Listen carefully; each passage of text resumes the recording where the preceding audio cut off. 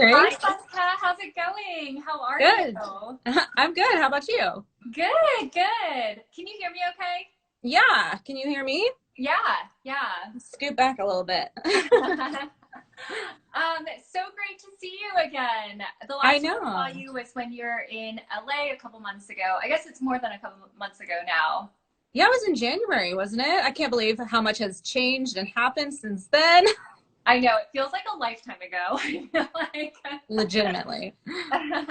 Well, thank you so much for joining us. I'm so excited to connect, and I started collecting a lot of questions up front from our followers to see what they wanted you to answer, and so we have some really good stuff lined up. But Awesome. let's start with a quick introduction. So, do you want to give a shout out or some background about who you are and what you do? Yeah, for sure. So I'm Jessica Bishop. I am the founder of the BudgetSavvyBride.com, and I'm also the author of a wedding planner. I happen to have one right here, so I'll just show it to you. The Budget Savvy Wedding Planner and Organizer, which you can get on Amazon. I love And it. Yeah, I have read it from cover to cover and I'm obsessed with it. It's packed with tips. I want to like go grab my copy, but I don't think it's like immediately within reach, but I love it. I reference it all the time. that's And awesome. it's just really useful in helping you sort of rethink about where you're spending, timelines, and all of that stuff. Yeah, for sure. I've gotten such great feedback from the book, honestly. And one thing that couples say that like really resonates with them more than anything is the first chapter, which is a great place to start, obviously. But it's all about kind of walking through like what actually matters to you, like what are your priorities and values, and like using those things to shape all those decisions you make along the way, which Yeah. I think right now is like a great thing to reference back to is like what's actually important. So, Yeah. yeah. Well, let's kick it off by talking about COVID. Obviously, coronavirus has impacted so many people's weddings, and it's just kind of crazy. Right? It's a crazy time for anyone, but particularly for brides who are just waiting to see when things will open back up and what dates are realistic for them to postpone their weddings. There's just so many questions. So, do you have any tips or any sort of guiding points for people who are just kind of waiting to see what's going to happen? Yeah, for sure. I think a lot of it depends on what stage of the planning process you're in and like when your original wedding date was kind of planned for. I'm sorry, can you hear the ice cream man? Can you believe the No, ice I cream can't man? hear. You can't? Okay. It's I so can't hear loud. the I'm ice like, cream I man. hope they can't hear the ice cream man coming down the street. I People are leaving hearts. Can you guys hear the ice cream man? Um, It's funny because I in LA right now it's like 90 degrees today. It's so hot. I could totally use like an ice cream. can you see him? Can I you can see see him? him. I can see There him. he goes. I can't believe they're still going. Um, anyway, so the thing that I recommend really more than anything is just kind of like trying to get a baseline of calm and really come back to that, like focusing on what's important, like what actually matters to you and your partner. If obviously, if your wedding is within the next month or so, you're looking at definitely postponing, but you could also consider having an at-home wedding and live streaming it to your guests. Like those are definitely valid options right now. And, if you're looking at farther out where things are still kind of iffy and up in the air, we don't really know how things are going to progress. Just kind of like giving it a beat, especially with all your wedding vendors who are dealing with kind of the more pressing events right now in the next month or so that they're needing to shift and reschedule and things like that. Yeah. And above all, just being kind to everybody, especially your vendors, because they don't want to be in this situation either, and they want to Yeah. help you as much as possible. So, I yeah, know. My definitely. heart goes out to all of the wedding vendors out there. I feel like, I'm interacting with brides constantly or bridal parties constantly. And then I speak to vendors and it's like they didn't ask for this and they're kind of getting screwed. And I feel so it's just an awful time for just bridal period. It is. It's a really, really hard time. And I feel for everyone involved in the industry, no matter if you're a couple who's planning a wedding or a vendor. It's very widespread when it comes to events right now. Yeah.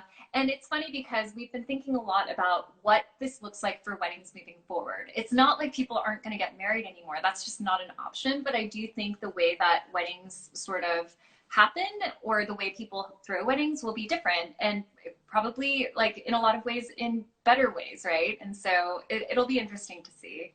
Yeah. I think, you know, like I said, it kind of brings into focus like everything that is really truly important to you and your partner. And it makes everything kind of like crystal clear what your priorities are, what you actually need to get married. Like really you, your partner, the officiant, some witnesses potentially. At the end of the day, that's all you actually need. So it really just becomes a matter of, do you want to go ahead and have an at-home thing and then have a bigger celebration later with all those guests that you had originally planned? Or just, you know, postpone the entire celebration for a Right. later date. Yeah. Right.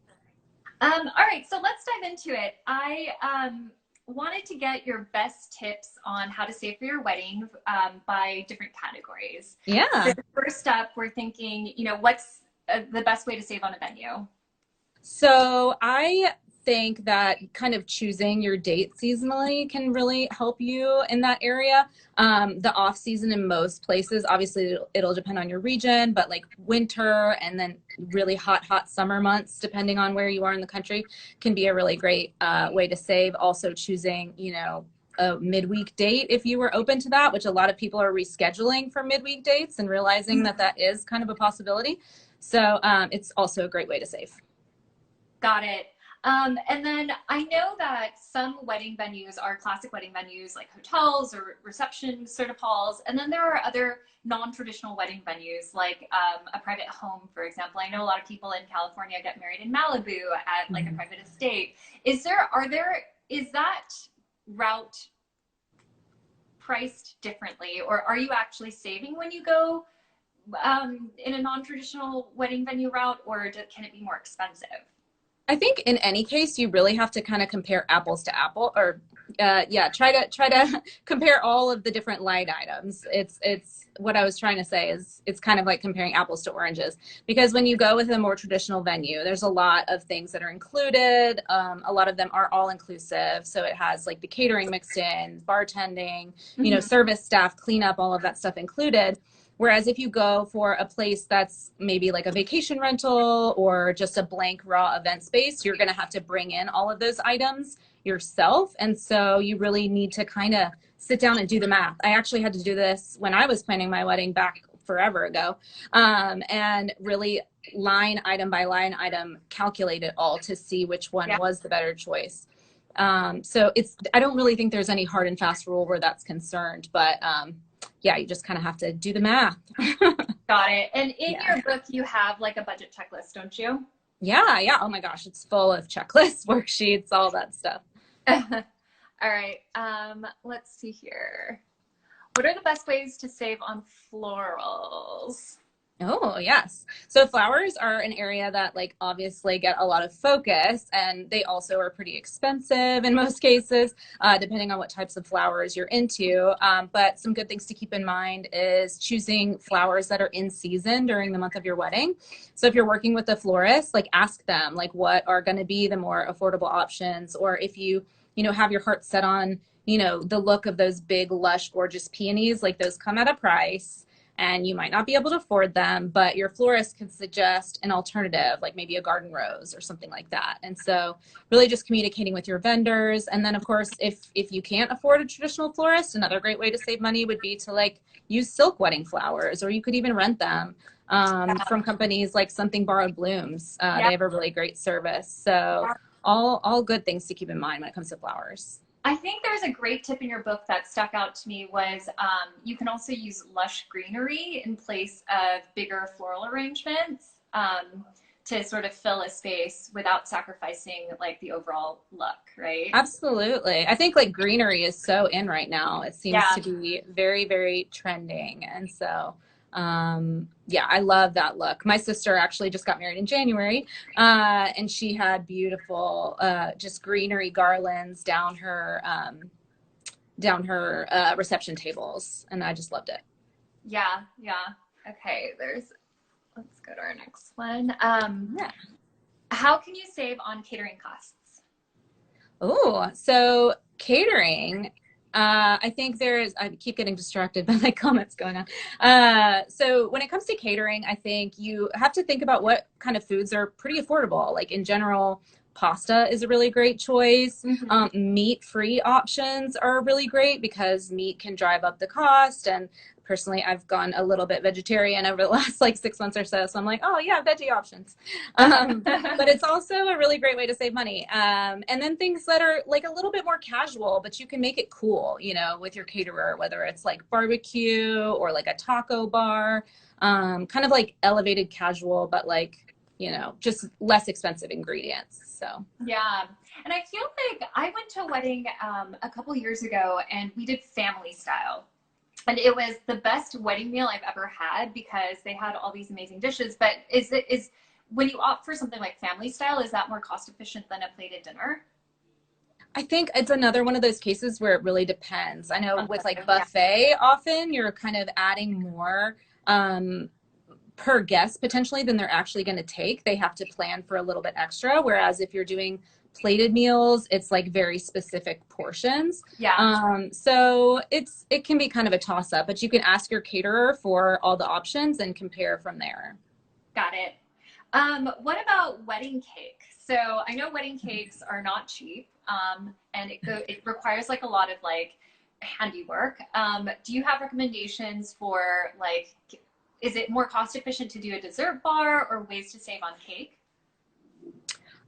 I think in general, you're probably going to be better off with a cake, but just because depending on if you're working with like, you know, a professional baker and they're bringing in all sorts of different goodies and setting them up, like there's setup fees and things like that you kind of have to consider. But you can do one great thing to save money would be to do like a small cake that you and your partner would cut to do, you know, the ceremonial cake cutting, and then maybe serve sheet cakes to your guests. And that's, you know, those are very simple. They don't have to decorate them, anything fancy. So that's a great way. Awesome. What about your wedding dress? I know in New York, I used to live in New York, and it was all about like the sample sale, right? To get like a designer deal on a dress. What are some ways that people at home can save on their wedding dresses? Yeah, definitely. Well, now everybody's shopping online right now and like looking for their dresses online. And honestly, like I'm a big fan of the secondhand wedding dress. There's so many great websites out there where you can search, you know, pre-owned dresses from brides who literally wore it once. And you might be able to get, you know, the designer gown of your dreams for like half the price. Why would you not do that? Yeah. Personally, I'm like I'm a savvy shopper. I will say that. And I really like to consider like the cost per wear when I buy something. And so when you think about how much you spend on a wedding dress to only wear it once, like the calculation is just not good. So Yeah. yeah.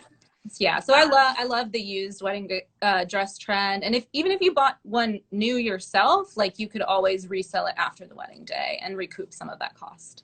Sure. How much are you actually saving by buying pre-owned wedding dresses? Is it like 50%? Is it 70%? Or is it marginal? Like, what's that price? I think they say that the average is like at least 50%. Wow, that's So, sizable. it can be more just depending, you know, obviously like on the season, how long ago it might have been released. There's all sorts of various things that might go into it. But yeah, generally it's a really great way to save. Yeah.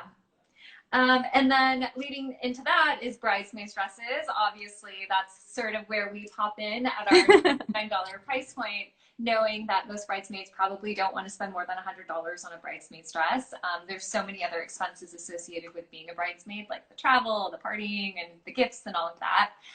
But what are other ways that bridesmaids can save on being a bridesmaid? I think the most recent study that was released on this was that it costs almost $1,500 to be in a wedding. And generally, the average number of times a woman is a bridesmaid by the time she's 27 years old is 3 times. So imagine having to dish that out for every single wedding that you're in. I feel like a bridesmaid is a huge honor, but it's also really expensive. What are ways or other ways that bridesmaids can save on costs? Yeah, I think when it comes to things like your accessories, like renting items is a really great thing to do, whether it's, you know, your earrings or purse or whatever it might be. There's lots of great rental accessory brands out there to check out. And then, you know, it's so hard these days because I feel like everyone has these like expectations of like the epic bachelorette party and all of that. And, you know, like, I mean, I'm sorry, like maybe I'm old, maybe I'm out of touch, like, but back when I did this all 10 years ago, like we just went out for drinks. Like it wasn't like an epic 3-day adventure to Las Vegas. So, Yeah, drinks aren't like, cutting it anymore for bachelorette parties, I feel like. I know. It's crazy. It's such a different world now, which is great. Like celebrating is amazing. And right now, like I would do anything to celebrate in an epic way with my friends for sure.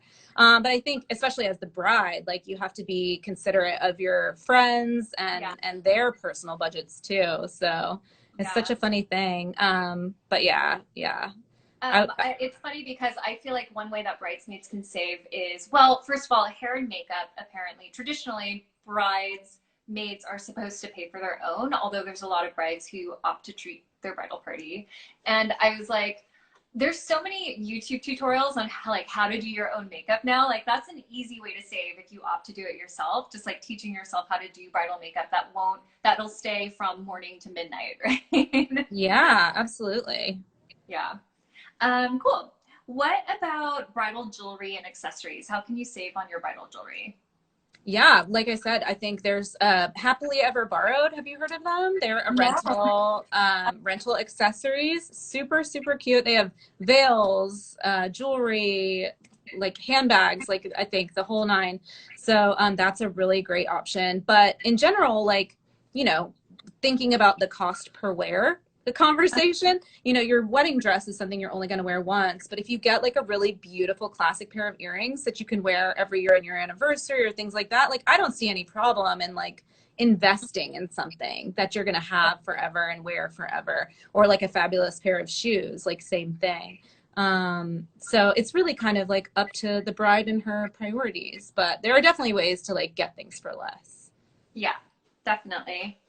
Um, and what about sort of for bridal shower and bachelorette party? What are ways that a bridesmaid can save on hosting those? Well, right now they can throw a Zoom, a Yeah. virtual True, virtual bridal true. showers and bachelorette parties are all the rage right now. um, yeah, but beyond that, you know, if you're thinking, you know, beyond when our current situation is over, maybe trying to do something local, more of like a staycation, especially if all your gals are kind of in the same city, then you're not all spending the money to travel out of town, but you still kind of get like a different experience, even if you're just doing like an Airbnb or something. Yeah. Yeah, I think, you know, I'm all about the celebration, but it also has to be a little bit within reason. And yeah, and then just like doing DIY decorations and like keeping the focus on the relationships in those moments rather than like all the crazy stuff. So, Yeah, that's exactly what Culture Flowers said. Shout out DIYs, which I hey, think is Allison. hey, Allison. I feel like now people have the time to actually do a lot of DIYs at home. And so that's a great way to kind of save on future bridal showers and events. It's so true. There's only so much news we can watch right now in the evenings. Like, put this time to some DIY use. Yeah, exactly. I want to open it up to some questions that people have asked. And if anyone tuning in has questions, feel free to type them in. But we have a question here that says, what is a good percentage of your budget to allocate by vendor? So, in my opinion, I don't really think there is a standard formula to this because it really depends on like your personal priorities. You know, if you are lucky enough to have like a family member who has an amazing property that you can get married in their backyard, like you don't have to pay for a venue. So that's like a huge portion of your budget in a typical budget that has kind of been slashed. Sure. So there's really no like hard and fast like formula for something like that. But I would start by thinking about obviously the bulk of your costs are going to be the reception, Uh-huh. but then kind of like creating like a hierarchy of like what are our priorities and kind of using that to make your decisions on where you're spending. Got it. So when you say reception, is it the food and beverage? Is it the venue? Like just super high level, what are the largest costs for planning a wedding? Yeah, definitely. Venue is typically involved unless you're one of the lucky ones. And then, yeah, your catering, your bar costs, a lot of your decor budget ends up going into your reception for centerpieces and things like that. Obviously, your cake.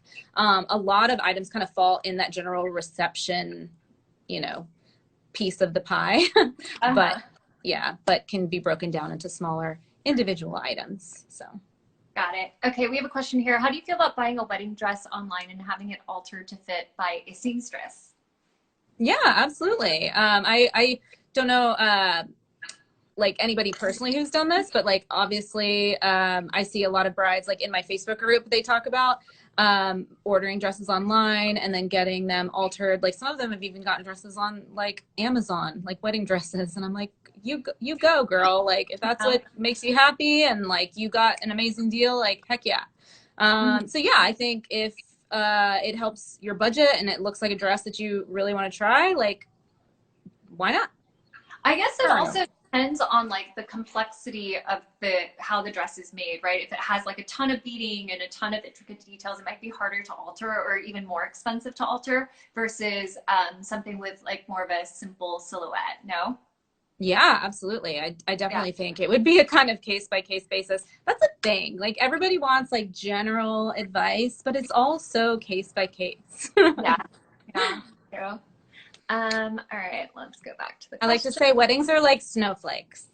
Weddings are like snowflakes. How much should we be tipping vendors? It really depends on the vendor and on the service that they provided. A lot of people like to say that it depends on if the person providing that service is the business owner versus an independent contractor of some sort. Okay. I think we lost you. What was that? Oh, sorry. Some people say that it kind of depends on if the vendor is the owner of their business versus like an independent contractor for, you know, the business. I actually have a good post on my site on the Budget Savvy Bride. If you search for tipping, there's a great graphic that has like a good breakdown per vendor to check out. Are you supposed to tip the owners, or are you supposed to tip sort of like who is there a rule for tipping non-tipping owners versus employees of a company? Like how does that work? So generally, from what I understand, it's not considered necessary to tip the business owner necessarily, because the bulk of that payment that you gave them is going to them, especially in like, you know, the service-based situations. But like obviously tipping like your catering staff, the bartenders, people who are kind of like the more gig worker type of folks, it's always nice to tip them. And then if you felt like your wedding vendors just like did an incredible job and went above and beyond for you, like absolutely give them a little something extra. If it's not a tip, you could always give them a gift. I know that like all my friends who are wedding vendors say like the best tip and the best thank you is to leave them a great review online, whether it's on Google or one of the wedding vendor websites. That really goes a long way, especially now as more couples are turning online, trying to find reputable vendors to service their weddings. So yeah, I definitely think a great review is a great way to kind of give back to that vendor. 100%. I feel like reputation is everything. Online reputation is everything. And I feel like, especially for those of us in the industry, it matters so much, right? Mm-hmm. Just going back to the tip though. So baseline, I know it differs by sort of category, but like what should you be tipping your caterers? I mean, like for like servers or something like that, like if there are people serving, like I've heard like $20 a server is like a good kind of rule of thumb. But it might honestly depend on, you know, how expensive your catering bill was. You know, it might need to be like equitable in some way to like your overall spend. But a lot of cases too, like especially if you're using like a big, well-known like catering company of some sort, they might have built that gratuity into their final package, and so it might already kind of be covered. So you'll just want to really check all of your payment information and your contracts, and kind of use that as like a guide when it comes to that stuff. So when you're doing it based on a percentage, is it the percentage of the entire fee? So like if you had a band, I don't really have context for how much you should be tipping, but let's say it's like a restaurant where it's 20% is like the baseline, so or like the benchmark. Would you just be tipping off of the full amount? So with the catering bill in a situation like that, I would expect that to probably be packaged in with their final bill that they give you. But like with the band, I've heard it's good to give like each member of the band like a tip of some sort, like Got it. between $20 and $50. Like it really just kind of depends. Obviously, it's so much of this can expand and contract depending on like the overall scope of your wedding and the overall, you know, cost overall. So yeah. It's case by case. Got it. And then we had an earlier question. Wait. Any suggestions for simple, inexpensive, but elegant centerpieces? Flowerless, maybe. Also, we have chosen to forego an open bar in the interest of saving money. How to address this with guests? Oh, yeah. I don't think there's anything wrong with foregoing an open bar. Honestly, like it's so expensive to add that as an option. I always like to recommend like beer and wine is great. And choosing maybe a signature cocktail or two, one for you and one for your partner, whatever your favorites are, is a really great way to give them a little something extra beyond the wine and beer. But at the end of the day, like you're giving people free alcohol. Like, are they really going to complain? If they're going to complain, like maybe don't be friends with them, you know? Totally. And she said also about the centerpieces, like simple and expensive, non-floral centerpieces. I really love like a lot of like glass vases and candles. Like that can look really magical in like a low, like dimly lit room. You really don't have to go over the top at all to have like a really nice effect. Yeah, I mean, I heard one trick to make a table feel very lush and full without going too overboard on really big floral centerpieces is to do a smaller floral centerpiece and then adding like votive candles around it. Yeah, right? absolutely. Yeah. Okay, we have a question here. Do you think a smaller wedding due to COVID-19 will mean less formal weddings for a while? I mean, I don't think it means less formal weddings. I think it means smaller weddings. But I don't think people will stop having bridal parties. I don't think people will stop ordering a beautiful wedding cake or doing it in venues. I don't think people will downgrade their venues. I think people still very much want to celebrate their love with their friends, family, and close ones and bring their vision to life. But I do think that it will restrict the number of people you can have there. Maybe instead of 150, it's 50, right? That's what I think. What do you think? I tend to agree. And I think it really helps kind of cut through the noise of like, what, like the big, large guest list that you had in your head all of a sudden, like if these restrictions stay in place, you are forced to cut it down to 50 people. So maybe like everyone can kind of keep that in mind in general. Like who are the 50 people that we would want if we could only have that many, you know? Right. And so I think, like you said, I think we're just going to see smaller. I don't think we're going to see less formal or less fancy or anything like that. I think we're just going to see more intimate.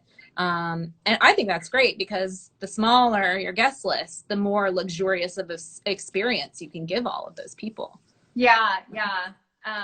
I think I read in your book, I keep referencing your book, but like I think you said. You probably know it better than me at this point. I don't know the last time I read it cover to cover. I'm like all about the useful tips, and I feel like it was just jam-packed with tips, but I think one thing you said was the easiest way to cut your budget is to cut your guest list, right? You can still have your dream wedding, but just with less people is something. All right. As a caveat, I'll say the quickest way, not the easiest way. Yeah, the quickest way. Yeah. Okay, so last question here. Can you ask people to RSVP ahead of time, especially with COVID? From Massachusetts, wedding is in Florida in November. Can you ask people to RSVP ahead of time? So what's it is the rule of thumb for when people should, what's the deadline for RSVPing and how has that changed by COVID? So you typically send out, save the dates, obviously, like at least 6 months in advance. And then your invitations would go out between 6 and 8 weeks before the wedding day, with your RSVP kind of due within, 2 to 4 weeks before the event, just depending on like how much shuffling you might have to do at the end, depending on those final numbers. So in these circumstances, like it's a little bit tricky, right? Because we don't really know how things are going to progress. So this is a tough one, but you can definitely like reach out to them and start trying to get a general idea. I don't know how far out your wedding is from right now, but that could also play into it, as like the travel restrictions and things like that are existing. So But it never really hurts to just reach out and check in and touch base and try to get sort of a general idea. If you're seeing that a lot of people maybe aren't going to be able to make it, like you might want to alter your plans a little bit, or maybe it just helps you downsize. So, but yeah, I feel for everybody in these situations. It's a tough time. Yeah. All right. Well, I think those are all the questions that we had. I feel like this session was so informative. So thank you so much. And like I keep mentioning, the book is fantastic. If you guys out there are looking for a wedding planning book, it's available on Amazon, and it just is packed with information and tips. So check it out. Thank you so much. I appreciate that. This was really fun. Yeah, we should do this again soon. You can see it's like getting dark here. So I know. You're in Florida, right? I am, yeah. So we're like opposite coasts. All right. Well, take care and be safe. Thank you so much. Thank you guys for tuning in. This was fantastic. Thanks for having me. Bye. Bye.